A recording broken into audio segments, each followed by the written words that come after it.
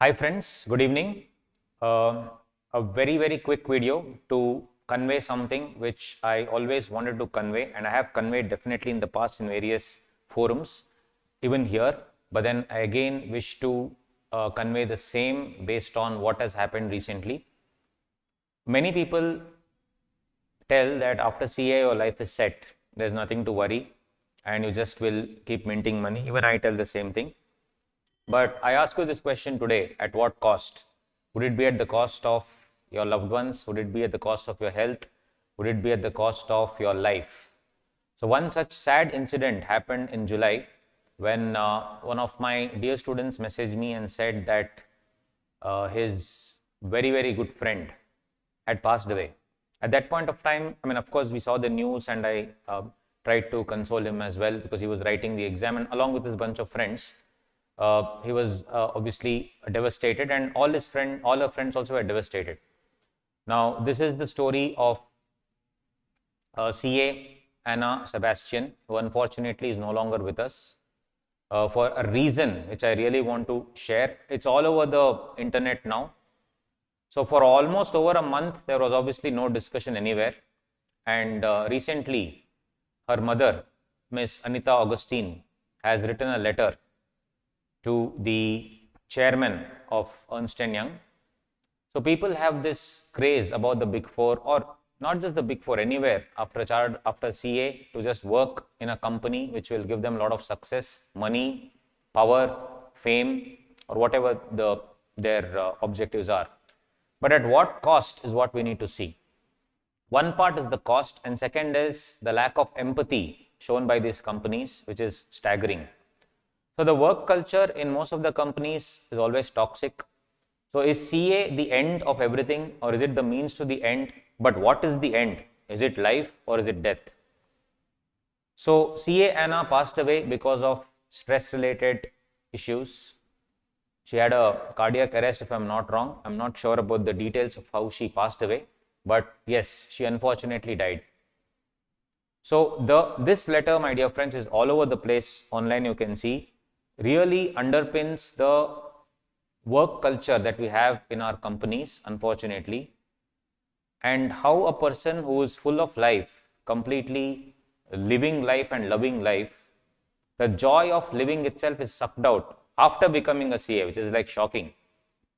Anyway, while we are doing CA, our life is sucked out anyway. But after becoming CA, where we have to live life, this is what has happened.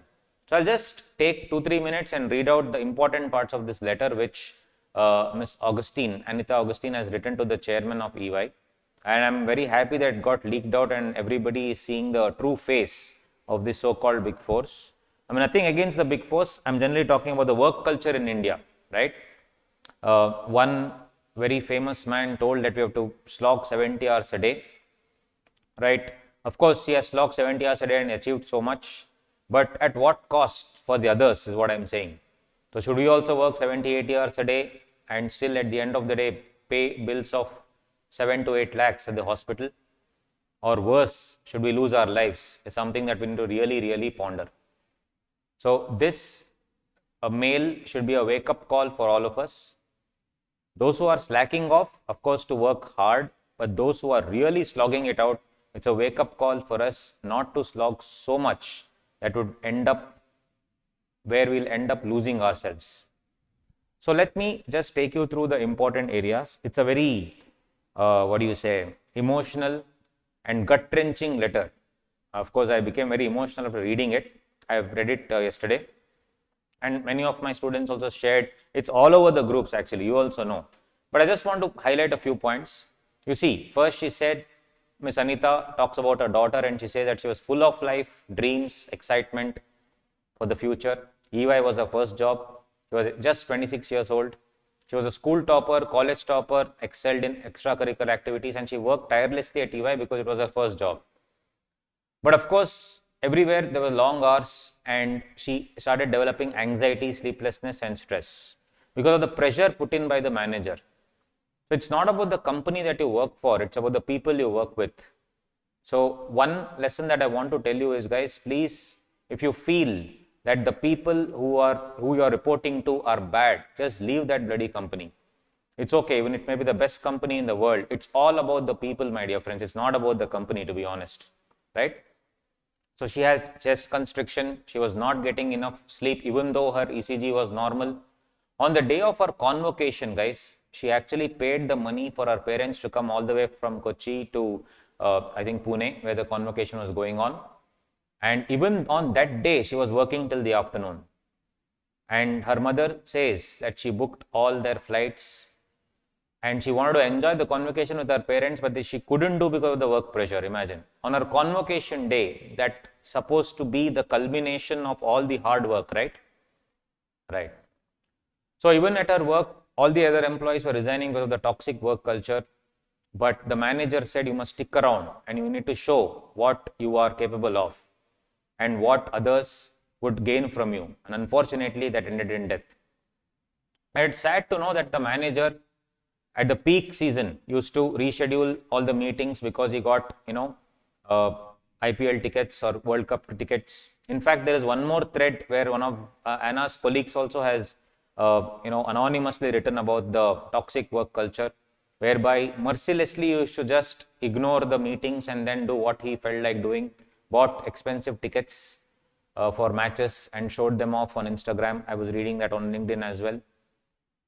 So she's confided in her parents about the workload, but whatever, even she confided in her colleagues and her boss, but also they were relentless. You can work at night. That's how we also, where we all do. That's all we are here in this position, in this company, in the hierarchy.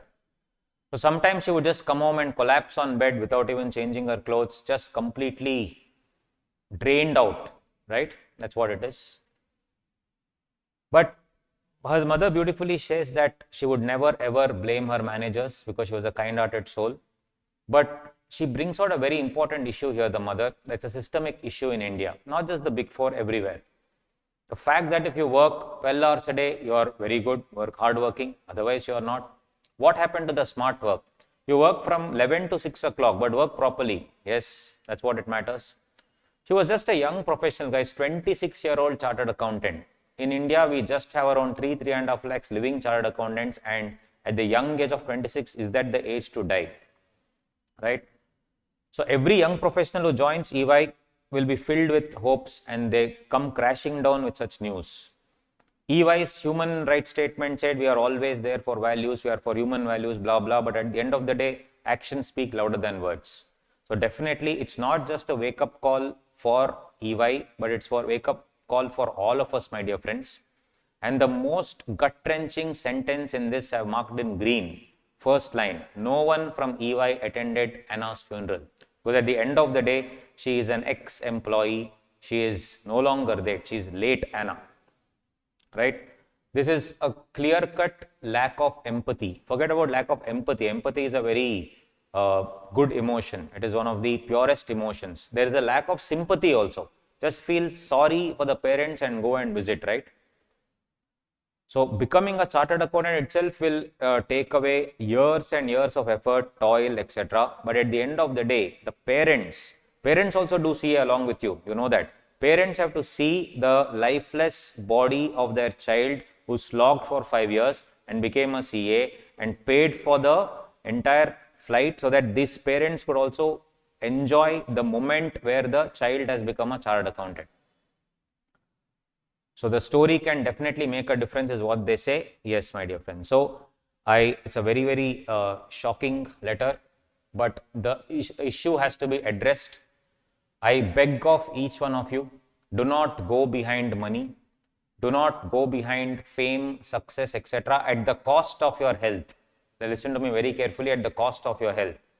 Health is the most important thing, my dear friends.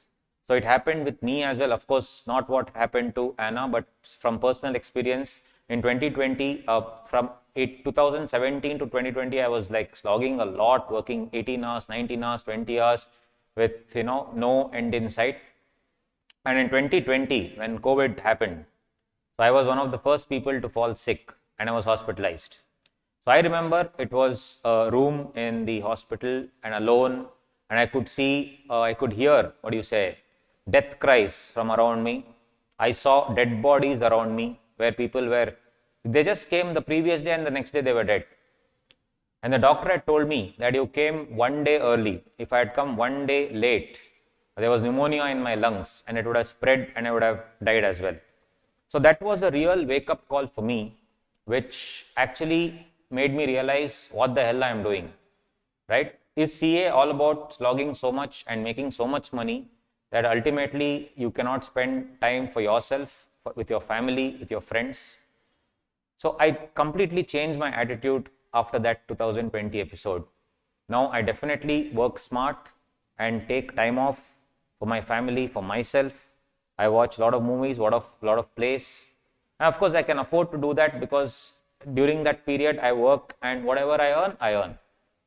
See, death can come to anybody, guys. After this video I can drop down dead, you never know. But at least at the time when I'm alive, when all of us are alive, right? And when you're about to die, what is it that you will see? Will you open your bank account and see how much money do you have? Or will you think about the memories that you made, right? So if at this moment, if I drop down dead now, I'm very happy that I traveled a lot of countries and I have also, done everything that I always wanted to do. So what I'm trying to tell is essentially, all you young chartered accountants and aspiring chartered accountants, I beg of you, please do not go behind fame, success, power at the cost of your health. Health is the most important thing. Please see Rakesh Jhunjhunwala, he's called as the Warren Buffett of India, and he's one of the richest men in India. And he told one thing: the worst investment I've done in my life is on my health. He was in a wheelchair. He bought a palatial bungalow, couldn't live in it. He bought Akasha Airline, couldn't sit in it because of health. So health above all, my dear friends. Take care of your health. The moment you feel stressed out, the moment you feel you are working in a toxic environment, leave the place. It's not about the company, it's about the people. Work with people who really care about you. Be with people who really love you, then nothing will happen. If death happens due to some other reason, nothing can be done. It's fate. But as long as you are alive, please ensure that you are living life in the most happiest way and healthiest way possible. It's a quick video. And I'm very, very sorry to Miss Anita Augustine and her husband, that is Anna's parents. We have failed as a society. We have failed as a professional body. We have failed as chartered accountants to do anything with respect to this kind of toxic work culture. And we have failed as Indians. When I go abroad, these people open at like 9, 10 a.m. and they shut shop at 3, 4, and the rest of the time is for family. But it is only in India that we slog it out for hours and hours together, leaving family, making a lot of money and thinking that we'll spend time on family. But when the time comes to spend, either we are divorced or we are in the hospital, or we basically have no sense of purpose in life. So on this note, I just want to end this video. Take a deep breath, think about whatever I just told, and if you have any thoughts about it, please do put in the comment section.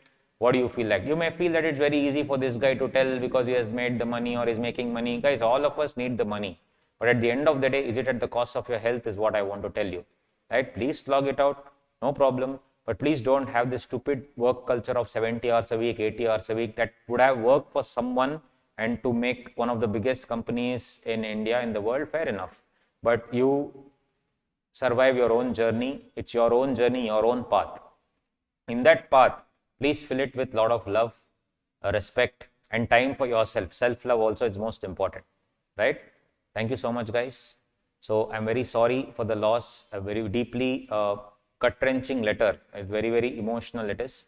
So I'm very sorry. On behalf of everybody, I would, of course, on behalf of all of you also and all of me, I would like to give our most sincere sympathies to Anita Augustine and family on the bereavement of her wonderful, lovely daughter. And we have lost a very, very hardworking professional, unfortunately. But let this be a wake-up call that this would be probably the first and hopefully the last case in any of our professional lives. This kind of death should not happen. On that note, please comment your thoughts as well. Thank you so much.